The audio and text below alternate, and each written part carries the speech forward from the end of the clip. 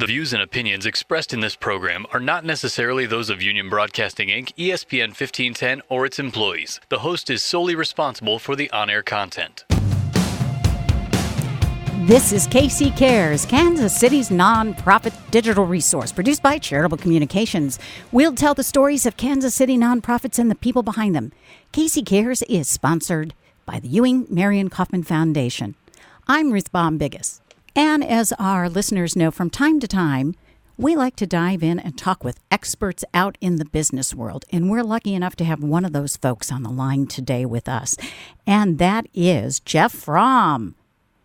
Hi, Ruth. How are you? President of FutureCast Marketing Consultancy. I'm doing terrific, thanks. How are you? I'm great.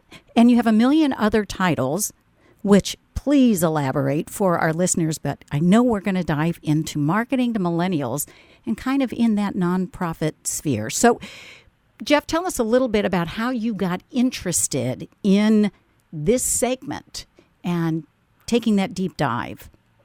Sure. Well, the shorter version of the story is I was trying to find a topic that hadn't already been covered. And a colleague and I met in 2010, and I got a number of suggestions from different people, and one of them was looking at millennials as consumers. And I did a Google search. And when I did the Google search, I didn't find any credible information on the search.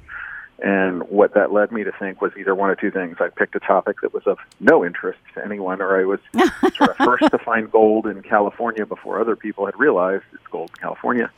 So what I did is I called a friend of a friend who was the global head of research for the Boston Consulting Group and said, would you consider co-funding a research study where we look at millennials relative to other generations and try to understand them as consumers? And that drew a very long pause.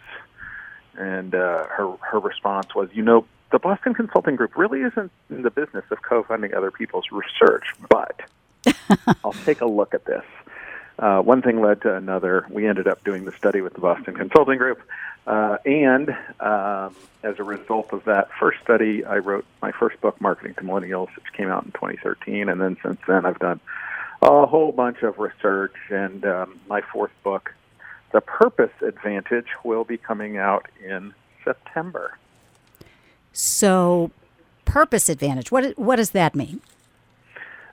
Brands with a soul have an advantage with many values-conscious consumers.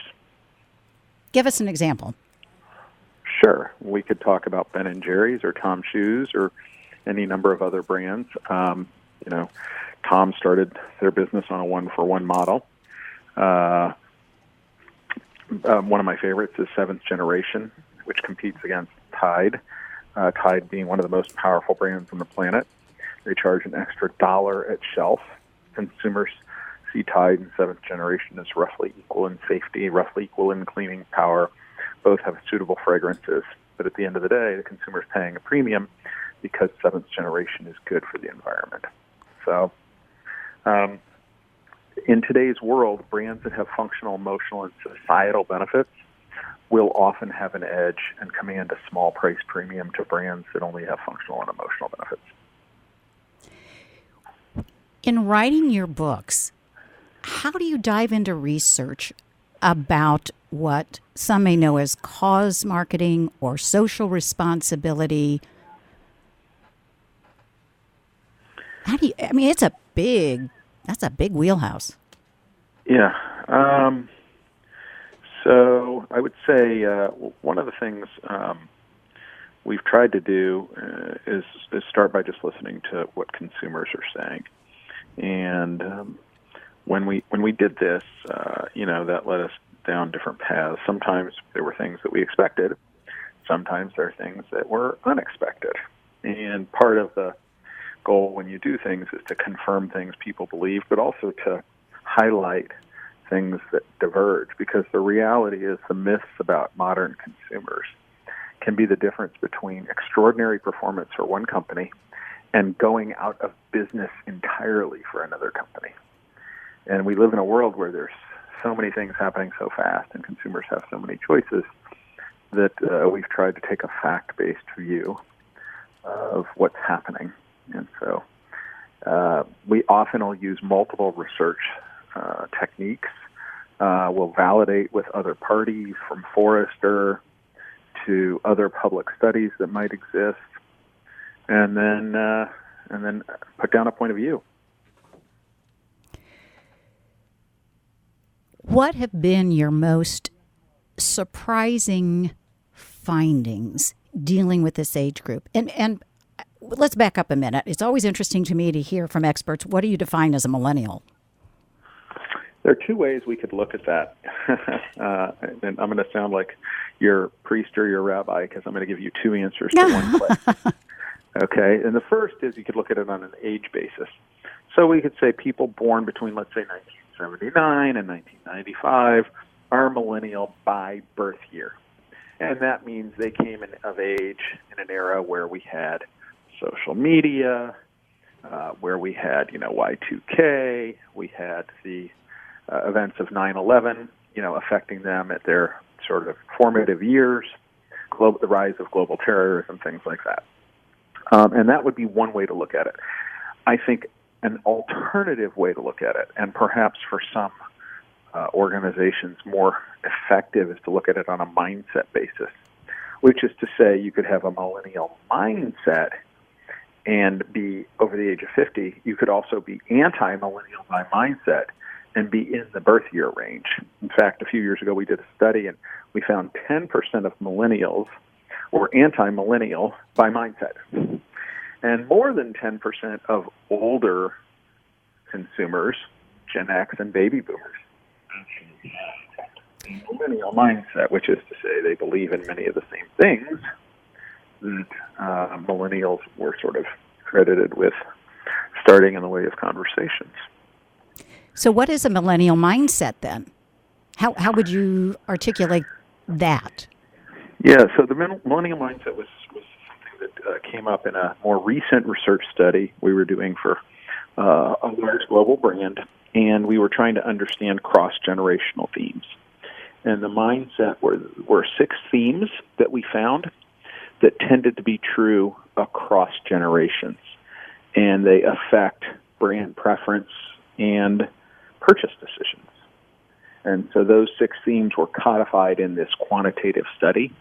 And then in the case of this one particular global brand, we even looked at their brand portfolio. Here's how you need to think about the total portfolio of things you have within the framework of sort of what you might call mega trends, right? Uh-huh.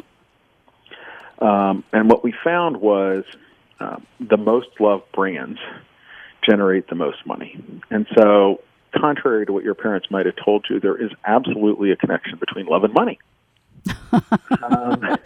At least when I'm talking about the subject of brand love, okay? Okay. And when I talk about brand love, that's true for for-profit brands. That's also true for not-for-profit brands, right? I mean, consumers don't go into the grocery store with data where it says, I've calculated the price per ounce of every box of cereal I'm going to look at today.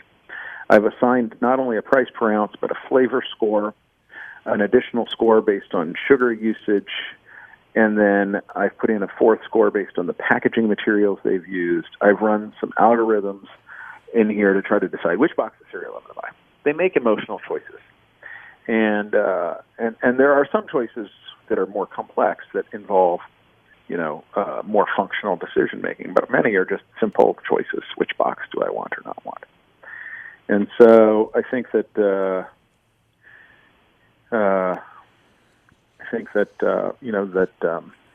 that's probably a simplified view of why building emotional connections matters. But at a high level, think about it this way. For brand love to exist, you have to have consistency and you have to have spontaneity. And so if tonight I took my lovely wife to her favorite restaurant, I got her favorite flowers, her favorite chocolates, her favorite Hallmark card, I'd get a lot of spontaneity points. If, however, I took her to the exact same restaurant, got her the exact same card with the exact same chocolates and the exact same flowers, 100 consecutive nights, the spontaneity points would go down dramatically. And yet organizations do this all the time, and they wonder, why are consumers so fickle? But they're not. You are failing to innovate, and they are finding direct and indirect alternatives that bring both consistency and spontaneity to the relationship. So that's a high-level view. We codified it around 6 themes. We described the themes in some level of detail, and then we helped organizations start to act on those themes in new and different ways. You've been dealing with what are commonly known as, I guess, commercial brands, where you were talking about Seventh Generation and Tide and those kinds of things. How can these kinds of findings and the research or the things that you've extrapolated, how can you apply that in a nonprofit sector? Sure. Are they applicable? It's a great question, and they are absolutely applicable. One of the most successful financial outcomes, if you will, we've had started right here in Kansas City for Big Brothers Big Sisters. And we took on a research project. We were paid a fee to do some research and come back with thoughts about how they could dramatically reimagine their future. And we did that, and we ran a test program here in Kansas City that had remarkable results.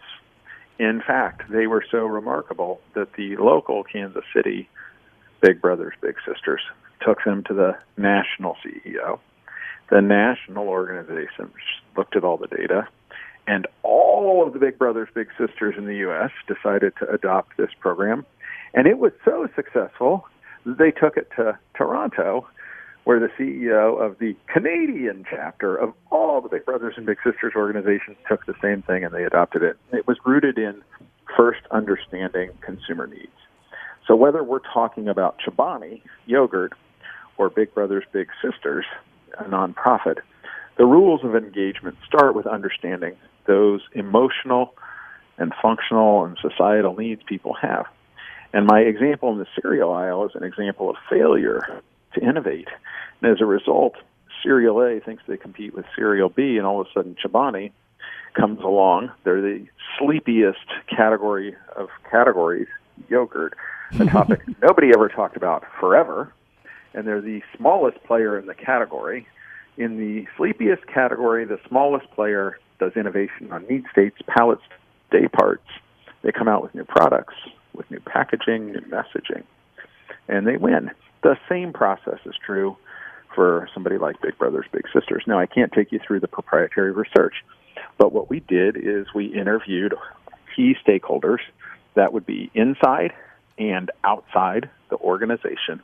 We synthesize those interviews, and we form a strategy. Then we rapidly test that strategy to understand what adjustments need to be made, and then we deploy it, measure it, refine it, and move on.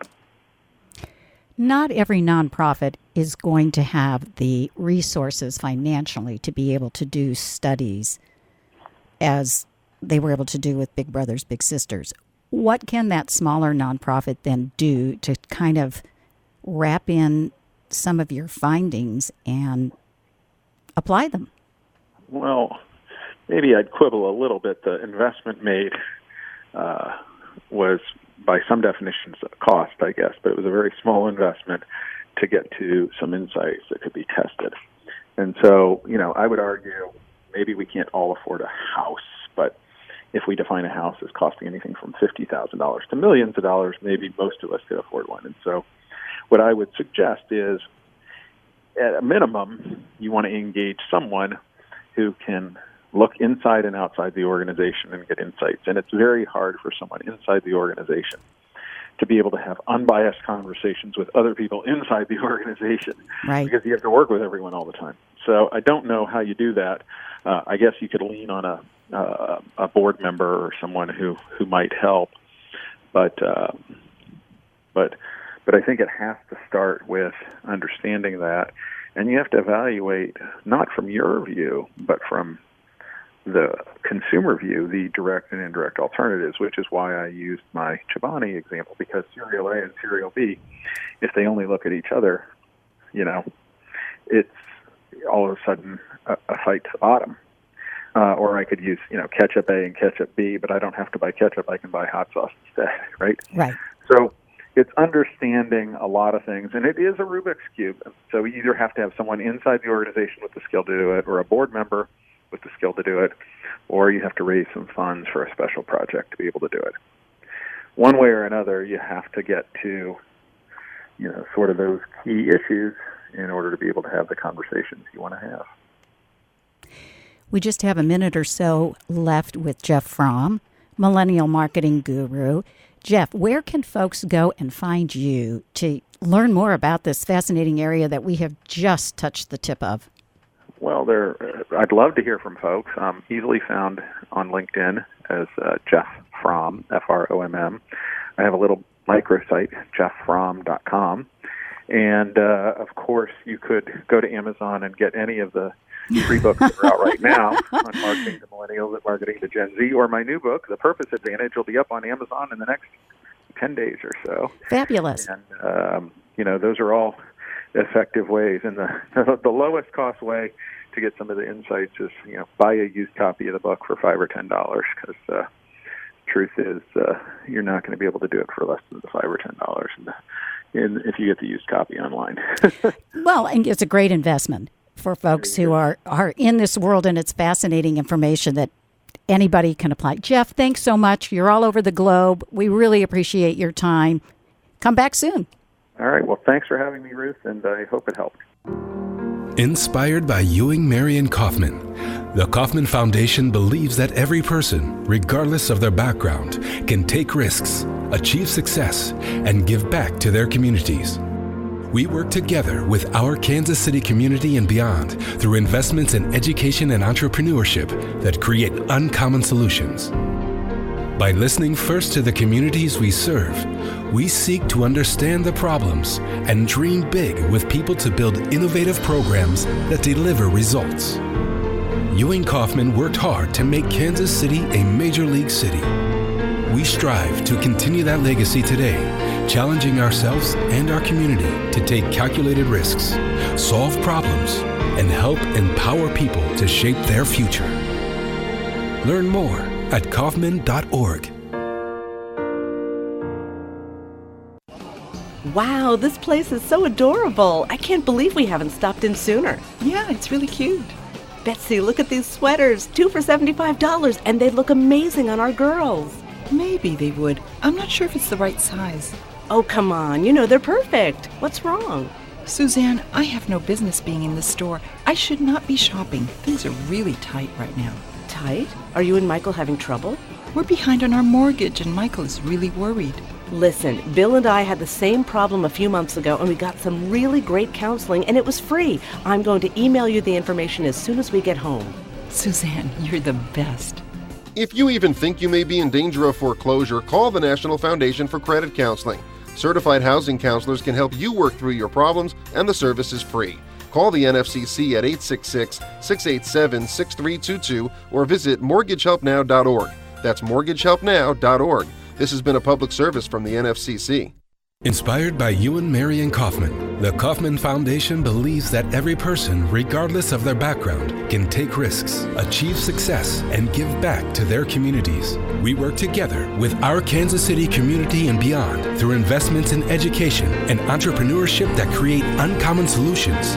By listening first to the communities we serve, we seek to understand the problems and dream big with people to build innovative programs that deliver results. Learn more at Kaufman.org.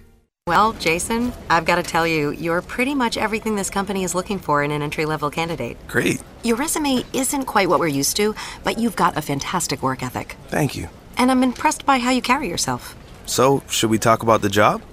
What? The job? Oh, sorry.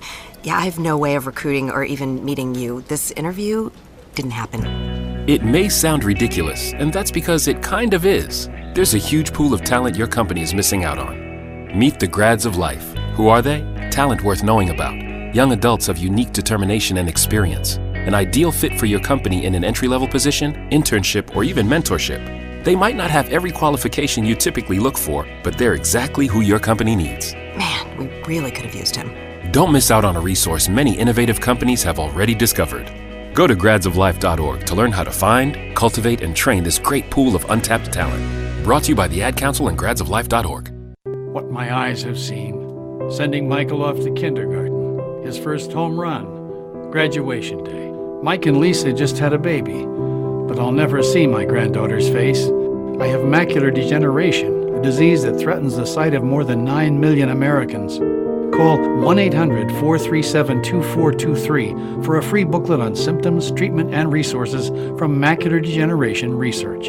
That's 1-800-437-2423. Welcome back to KC Cares, Kansas City's nonprofit digital resource, telling your stories to the community and connecting you to the community. I'm Bobby Keys. I'm Ruth Bombigas. Wow, who knew Bear could be so good and for such a good cause? And he's doing incredible things. What a reason to give back and to participate. Yeah. And life after broadcasting, huh? There, you got to give him that. For right. sure. No, exactly. For sure. I know where I'm going after this world. That's right. You're going to Beer Station is where you're headed.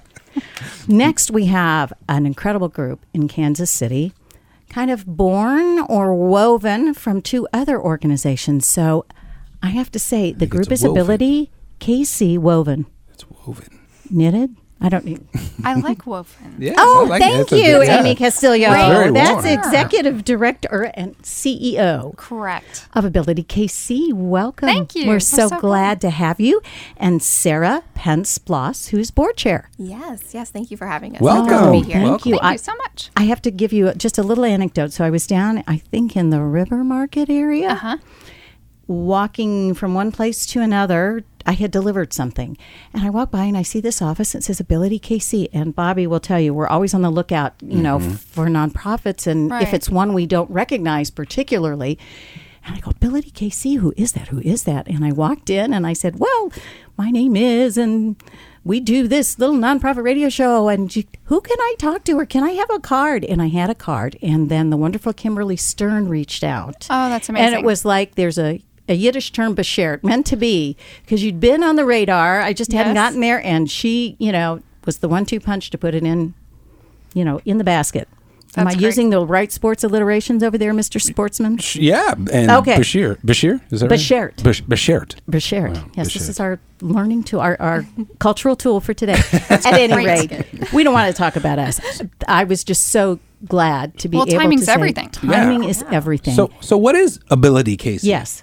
So Ability KC actually brings together Children's TLC and the Rehabilitation Institute of Kansas City, which both of those not-for-profits started in Kansas City in 1947, so over 70 years ago.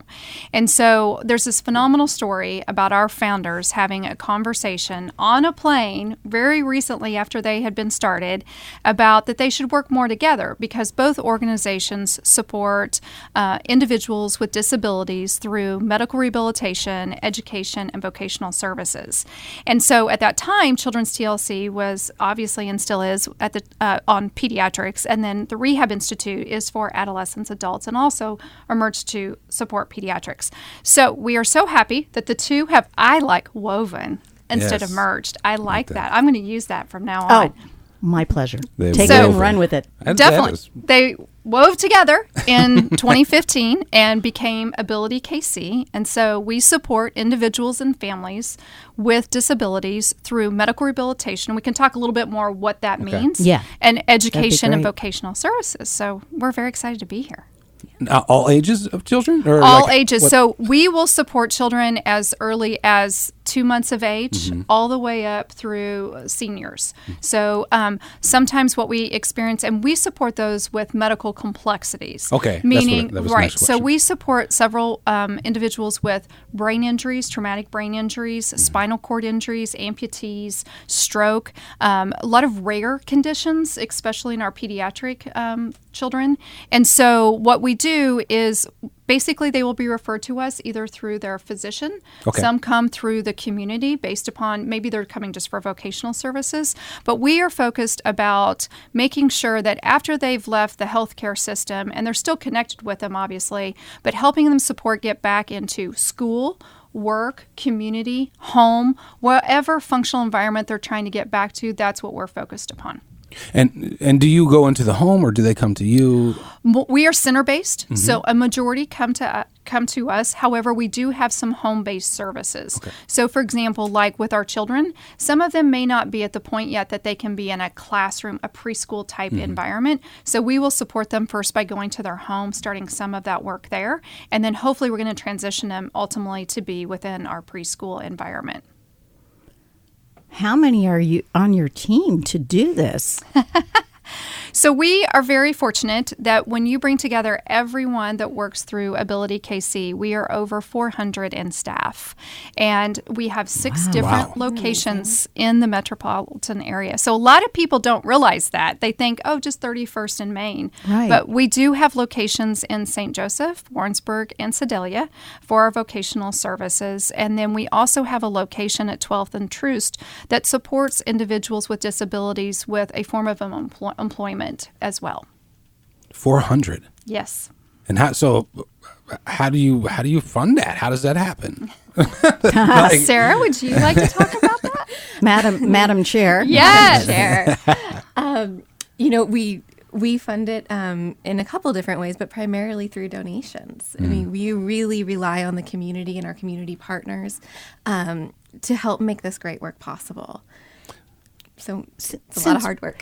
I'm wondering, too, since you've woven together, what did that look to try to pull 2 institutions that were separate and pull it all together and get then people all on the same track? Right. Yes. That's a great question because we've had the opportunity to really reach out into the community for some very key talent in supporting us through this woven experience. And so, for example, we've worked with the UMKC Nonprofit Leadership Center in regards to our strategic planning. Nonprofit Connect has been a great resource for us as well. And so that's been the key thing that everybody's talked about because it's not common for not-for-profits to come together and become one. And that's not easy. And obviously, it takes a dedicated board to work through all the different facets of it because you're bringing together 2 different cultures, 2 different organizations. But there's one common factor in this. They identified, the board, that both agencies had the same mission. And really were serving these same populations. Might change in age, but what they really centered on is that if you have a condition when you're 2, you still have that condition potential, more than likely, for who we serve when you're 10, 15, 30. 40, right. 70, whatever. Exactly. And what we really find is that as someone ages, and more people are living longer, even with medical complexities. And so that's amazing for the research and everything that's happening in our healthcare. But at the same standpoint, they have to learn how to adapt. And we always say it's focused on a conversation about ability, not disability. Yeah, I really liked that about your messaging. So it's really about the fact that they can adapt. We just have to figure out what's that right adaptation for them in their new home or where they're working or their school environment. So, for example, we work with over 30 different school districts for the children that we serve and helping them to accommodate better in their school environment. They can live and thrive just as anyone else. We just might need to think of things a little differently. Right, right. Sarah, going to the board level. Yes. Were you part of the board as this I woven? I was actually a new board member at the time. I'd been on the board for about a year, and we began investigating the joining of our 2 boards and our 2 organizations. And in addition to identifying the fact that we really did have the same mission, there was another part of our mission that we don't articulate. But the fact that both of these founding organizations have an amazing legacy of it's a community. We support families. We support the individuals who love the individuals who are facing these challenges. And the idea that we could continue this community of care through every stage of life was so mission important for both of us that it felt really good. And the amazing thing was right after we came together, we started hearing stories of we had somebody who was at the Children's TLC who had a family member receiving services at Rehab Institute. And we had people from Children's TLC that then began to receive services at the Rehab Institute. So it really aligned very nicely with the fact that this was the right thing for those we serve. Well, it sounds like it was an organic type of thing that maybe... was there any one thing that had both organizations going, we really better enter into this conversation? I think here's a great example of it. There is, and we didn't identify this until after the two had come together. There's a gentleman that works through our shelter workshop, and he has been there for over 40 years. Wow. We found out that he attended the therapeutic preschool when he was a young child. So the organizations were already working together and supporting one another.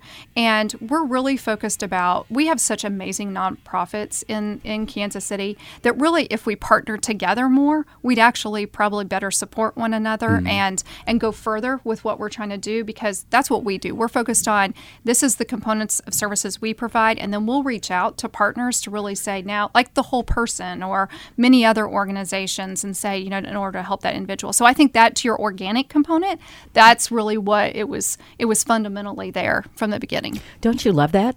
Yeah. You talk about that all the time, is how could you get the strength from several nonprofits to work together, and then everybody wins. Absolutely. Yes. Absolutely. Everybody wins. So let's dive into some of the services. Let's talk specifics. I'm a little familiar with your preschool, but let's share that for particularly the father in the room who has a young'un who will be there eventually. Maybe not at that preschool, but at the preschool she's level. 3 months. Let's slow down. Let's slow down. But it's actually an amazing space. Yes. So we are located at the Children's Center campus with 2 other agencies for our therapeutic preschool, our Mary Shaw Branton Therapeutic Preschool, and basically, actually, your little girl could come at some point, because we support typically developing what's called a peer model with those children that have special needs. And so typically our program supports anywhere from 60-70% of our children have some form of special need.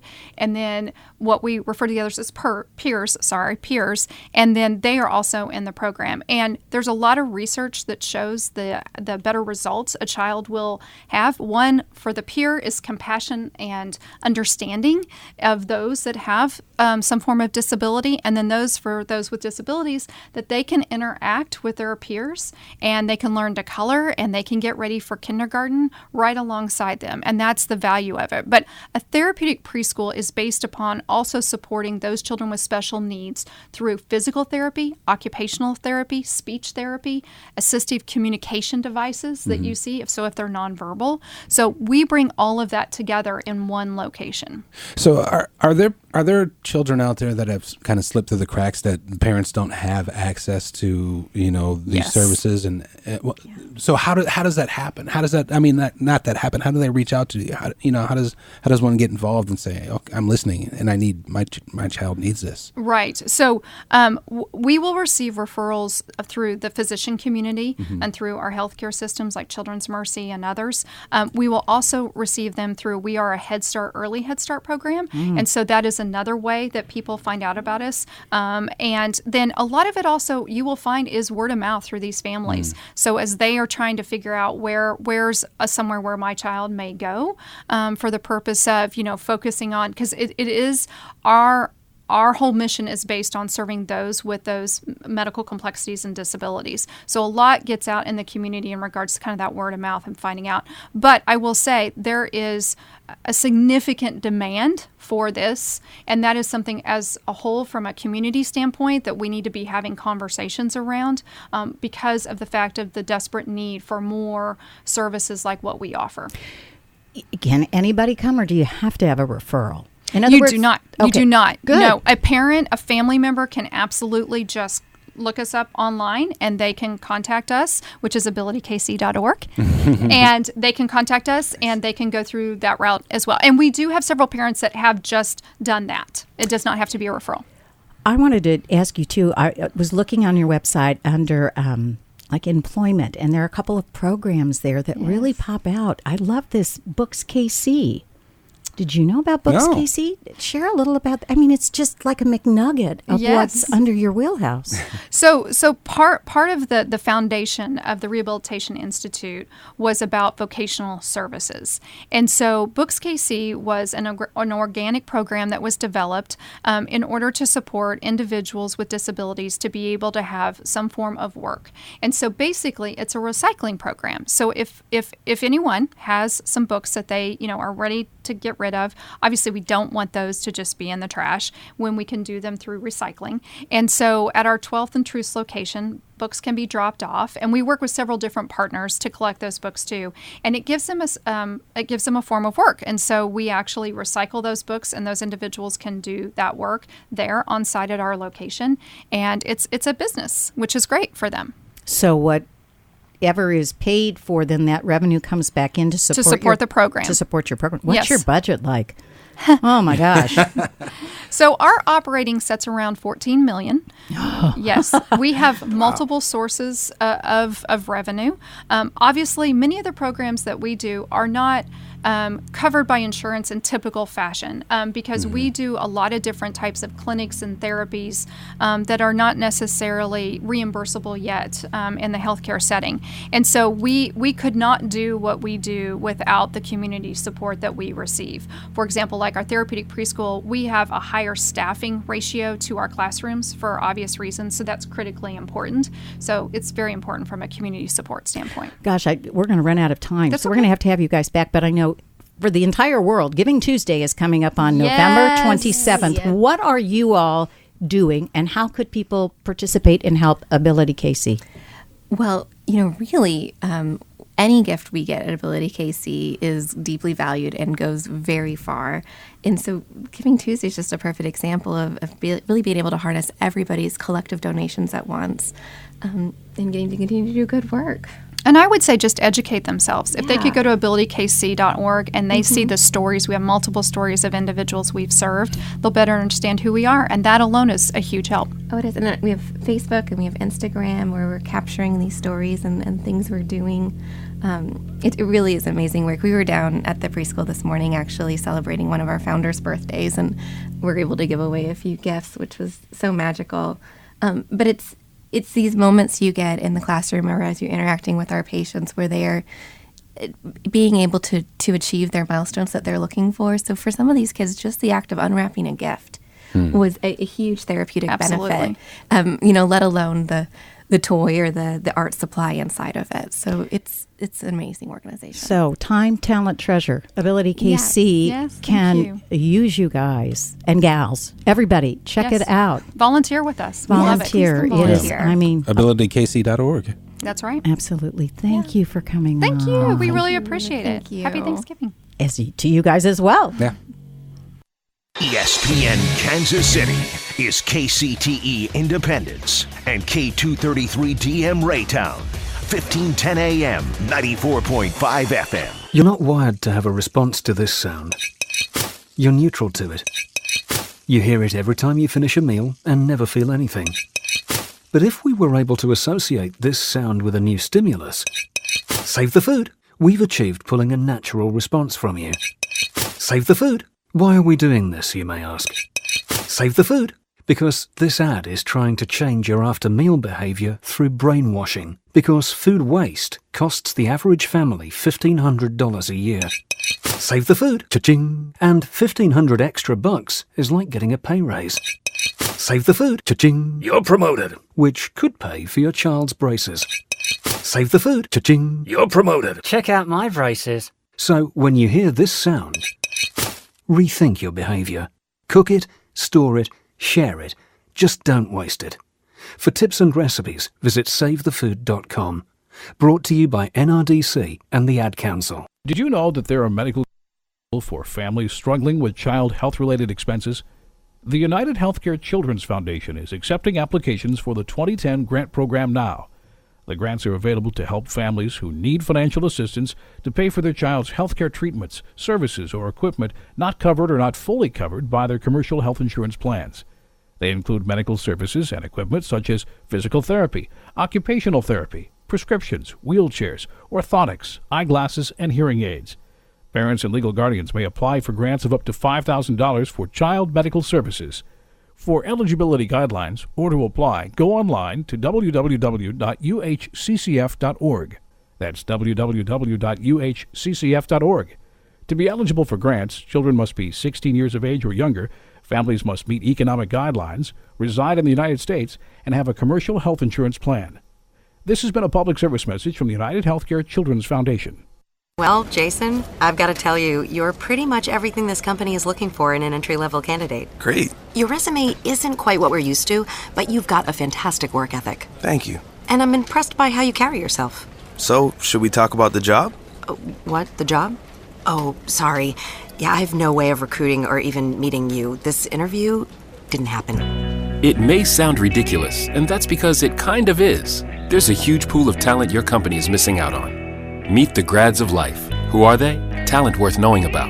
Young adults of unique determination and experience. An ideal fit for your company in an entry-level position, internship, or even mentorship. They might not have every qualification you typically look for, but they're exactly who your company needs. Man, we really could have used him. Don't miss out on a resource many innovative companies have already discovered. Go to gradsoflife.org to learn how to find, cultivate, and train this great pool of untapped talent. Brought to you by the Ad Council and gradsoflife.org.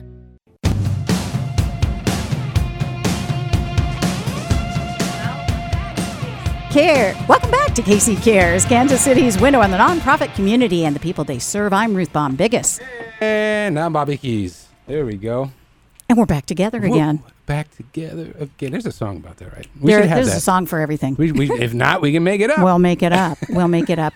Our next guest came to us from just the most wonderful of connections. Bobby was out and about in the community. Yes. And he encountered Lindsay Switzer. Perfect. Our next guest with Lucky 13 Rescue. Yeah. And joined by her husband. And Haas is in the studio. The most handsome 5-year-old boxer you have ever seen. Absolutely. And we will share pictures of Haas. Fabulous. We don't want to miss Haas. I got video now. I'm taking video now. And we might hear from Haas, actually. And he's got a story. He's got a story to tell. Lucky 13 Rescue. Lindsay, you are a board member. Yes. Aaron's a volunteer. Tell us about your organization. Sure. We were founded in August 2016 by Mandy Lavelle. Mandy's a good friend of mine and jack of all trades, pretty extraordinary gal. She and her husband, Charles, started Lucky 13 in Drexel, Missouri, when they saw a need for additional support services for animals in rural communities. Since that time, they have recognized that need is everywhere, unfortunately. So instead of focusing specifically on rural areas, we now help any dog that we can. We're a federal 501c3, and so our mission is essentially focusing on any dog that needs help, any dog facing neglect, homelessness, abuse, anything of that matter. Our ultimate goal is to rehabilitate these dogs that come into our foster program, provide them love, vetting, anything that they need in order to thrive when they are matched with their forever home. How long have they been? How long have you guys been around? About 3 years. Okay. So Mandy's been involved in animal rescue for quite some time. This has been her dream, and it came to fruition in August 2016. And that's no easy task. For folks out there who say, oh, I love this, I'll just go start a nonprofit. There are steps. Oh, so many steps. So many steps. Yeah, tell us about some of them. I mean, what are some of the hardest things that people should know about starting a and nonprofit? that you've gone through? Sure. Watching Mandy manage everything. So you have fundraising, which is a huge component. You have finding and vetting foster homes. Since we don't have an actual location, we're only able to help animals if we have people assist us with fostering them. So if we don't have an open foster home, unfortunately, we're not able to help. So that's one thing that we spend a lot of time doing, is expanding our reach so we can find people that are willing to help care for these pups until they're adopted out. So you have the fundraising component, the vetting component. That can often be very time-consuming because we ensure that all of our animals are up to date on vaccines and spayed and neutered before they're adopted out. And that's not inexpensive. No, it's not. So we are 100% volunteer-run. So all of our money goes directly to serving the animals in our care. So it's a lot. I mean, I could probably explain a lot more of the nitty-gritty, but mostly it's fundraising and finding people that are willing to foster. Those are the two big items. Casey Cares applauds you for what you're doing. I mean, you took a passion, you saw a need, and you decided to, bootstrap and get going. In the world of pet rescue, pet adoption, is an all-volunteer team unusual? What do you think, Aaron? They have pauses on their face. If you can have that, I don't know. I think for what we're doing, it definitely is. I really don't know. There are some of the larger shelters. I don't know how many people they actually employ, but they do employ staff. They also have volunteers as well. Right. But yeah, I think that it's pretty common for people to just volunteer for the most part. I don't know how many people make a career out of working in shelters. Yeah, I think we probably are one of the less common rescues in that we are 100% volunteer run. Is the foster element unusual from the standpoint of you don't have a building that you're housing the animals that you receive in? You got to find somewhere to put them. Yeah. Yes, I think that is pretty uncommon. I can think of a couple other in the Kansas City area that run the same that we do, but it definitely complicates the process, I'd say. And so how many animals are you usually putting on your rolls? So it varies. Sometimes we have as few as 5. Sometimes we have as many as 20. So in 2016, from August until December, we adopted out 12. But as of today, since January 1, 2019 to present, we have adopted out 78. So we are certainly growing. That's tremendous. 78. So I'd say 14, 17, probably 180 dogs we've adopted out since August of 2016. That was my rough. I love it. Hopefully no one's checking me. Yeah. So they have those forever homes. Yes. How do you said it's challenging to find those volunteer foster homes. How do you go about it? What do you look for in those folks who say, yeah, sign me up? I think the most important thing that we look for is a committed person. It's important that when a dog goes into someone's care, they understand that they are going to be housing the pup until they're adopted. So that could be anywhere from a week to our foster dog that we've had for about a year, who's been difficult to place because she's not dog friendly. So I think commitment is one of the most important things. That also goes for adopters, right? Because you want to ensure that this person or these people that are adopting your animals are serious about giving forever homes and making sure that this is going to be a lifetime commitment. You don't want that pup back. Right. If you can help it. Right. And certainly we always take any dogs back if it's not the right match, but we do a very thorough vetting process of applicants. We have a pretty intensive online application we call Vet References. And again, I think this is something that makes us unique because since we are smaller, we do have a team that is able to focus on calling the vets, ensuring that potential adopters have adequately vaccinated their pups, that they have spayed and neutered animals in their home. Because we want to make sure that the people that are adopting us understand the importance of spay and neuter and adequate vet care. How do people come to you who want to adopt? I mean, you don't, again, have that building. Sure. Hey, come on out to this address. And I'd say our reach, mainly social media is what helps us the most. So we have a website, naturally. We have Facebook. We have an Instagram. So Facebook is facebook.com/Lucky13Rescue. Our website is lucky13rescue.org. And on Instagram, it's Lucky13Rescue. We have partners within the community that allow us to host adoption events. So, for example, on Saturday at noon, we have an adoption event at 3 Dog Bakery, and that's at 7951 West 160th Street, Suite 520 in Overland Park. Good plug. Wrote down that address just so I'd remember. But thankfully, it's community partners that allow us to meet and host our dogs for adoption events that I think really helps get them out in the public. So Haas is being very good. He's very quiet. But he's sitting at my feet. He's adorable. Thank you. He's very friendly. He is. And is he available? He is absolutely available. He's the first dog that we took in this year. He hasn't had a lot of interest, which is unfortunate because he's a fabulous dog. His foster mom actually owns a doggy daycare, so he is able to spend his days at doggy daycare. He loves his canine friends, and then he goes home with her and spends the night at her home with her 2 children. I believe her girls are 5 and 7. So he certainly loves kiddos. He loves other friends, other doggy friends. I'm not sure if he's cat friendly, but really he's ideal. Just a fabulous pup. What's his story? Because I'm sure each of these animals comes with a story. Absolutely. So as Aaron's over here shaking his head, going, "Yes, they do." And Haas is over here wagging his tail. Haas was an owner surrender.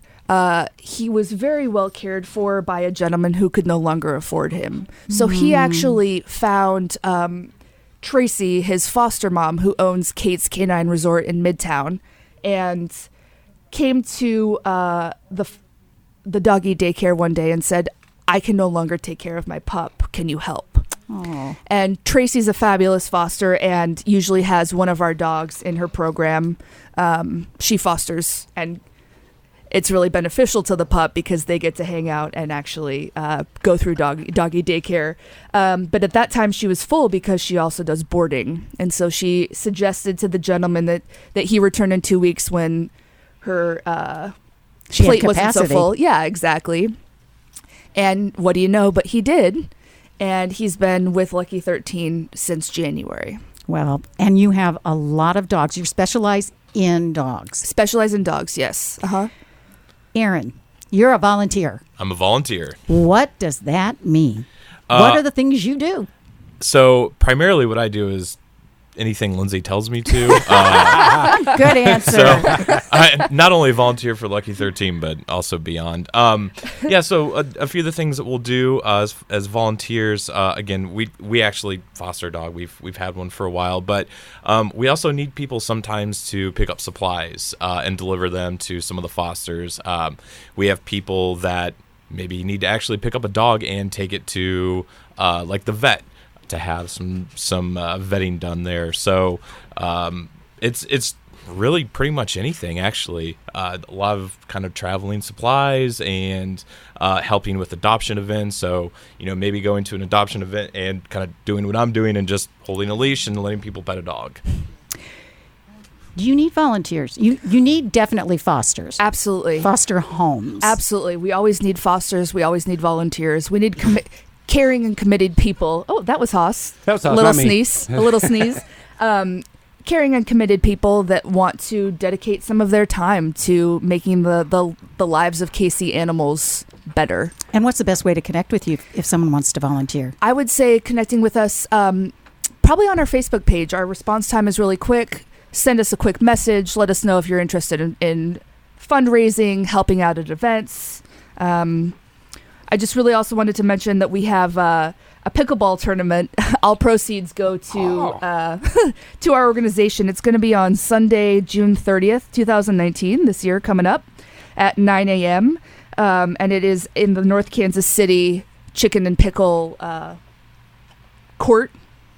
And that's at 9. It's from 9 till noon, I believe. And it's double elimination. Ooh. We provide lunch. And it's a fabulous time. This will be our second event this year. So that's huge too. Pickleball's like coming up. But yeah, oh my gosh, it done blew up. Yeah, for what sure. I would want to know is, will there be dogs? Sadly, there will not be. Oh. But you are always welcome to stop by Three Dog Bakery for one of our adoption events. Like I said, this Saturday, Haas will be there. Our handsome Haas at noon at West 160th in Overland Park. Now, when you foster, is it up to you then to provide food and everything? Is that part of the commitment? Excellent question. Lucky 13 provides all supplies. Oh, that's terrific. Anything you need, we will make sure that you have. Your responsibilities as a foster is to provide a safe, loving home. Make sure that you feed the pup. Let the dog out. that the dog is part of your family temporarily until it goes to the next steps. Oh my gosh, somebody is falling in love with Bobby. Uh-oh. Oh my goodness. A lot of face licks. You know, if people go to your website, lucky13rescue.org, they can see all the dogs. They can click on the dog and find out a little background. Absolutely. I mean, I would adopt them all, and I'd probably end my marriage. Right. I understand that. What is the greatest challenge that you all face in the kind of, rescue group you are and what you're trying to do? How much time do we have? No, I would say the greatest challenge from an organizational standpoint is probably finding fosters. That would probably be one of the top issues. On a rescue level, I think it's convincing and teaching the community the importance of spaying and neutering, because I'm sure that we wouldn't have such an influx of dogs and cats in the United States if people were responsible with their animals. So do you encourage somebody who sees a stray or something to bring it to you? Absolutely. If we can't take it in, we will make sure it gets to a rescue that has space. Is there much collaboration with the other organizations in the area? 100%. Yeah. I'm very proud to be part of this Kansas City rescue community. We all work well. You all play well together? I really think so. I really do. I mean, we're all so committed to rescuing these guys and gals that will do whatever it takes to ensure that if we can't take a particular dog, someone else can. Now, with the recent severe weather, flooding, we've now had tornado, etc. Are you having any impact? Are you getting in animals that may have been displaced? We haven't been able to take any, again, because we don't have the capacity, hence the need for more fosters. But as you'll see, Foss is trying to take off. As you'll see, plenty of other rescues are definitely taking the brunts of these displaced animals. It's very sad. Anytime that there's some kind of severe weather, you can assume that there is an influx of animals that are flooding your local shelters, unfortunately. Now, you had mentioned that you had an event was the bakery? Yes. Saturday is the 3-dog bakery event, the adoption event. Okay. And that's at 7951 West 160th Street in Overland Park. It's Suite 520. And then we also have the Chicken and Pickle pickleball tournament on the 30th at 9 a.m. And that's from about 9 till noon. And you can check out Lucky 13 Rescue on Facebook or go to their website. All their events are there. If you have a passion for dogs, if you want to lend a hand, boy, is this appreciated. We're so glad you're out there. And thanks, Haas. Thanks, Haas. Thanks so much for having us. We really appreciate it. Thank you. And thank you for listening to KC Cares, Kansas City's nonprofit digital resource and voice, produced by Charitable Communications, a nonprofit organization, 501c3. KC Cares is generously underwritten by the Ewan Marion Kaufman Foundation. KC Cares podcasts are available at kccaresonline.org. To be a guest on KC Cares or for underwriting opportunities, please visit kccaresonline.org. Spread the love, and you'll find us on Facebook, Instagram, and Twitter at KC Cares Online. And thank you for listening to KC Cares on ESPN 1510 AM and 94.5 FM. And thanks, Haas. Thank you.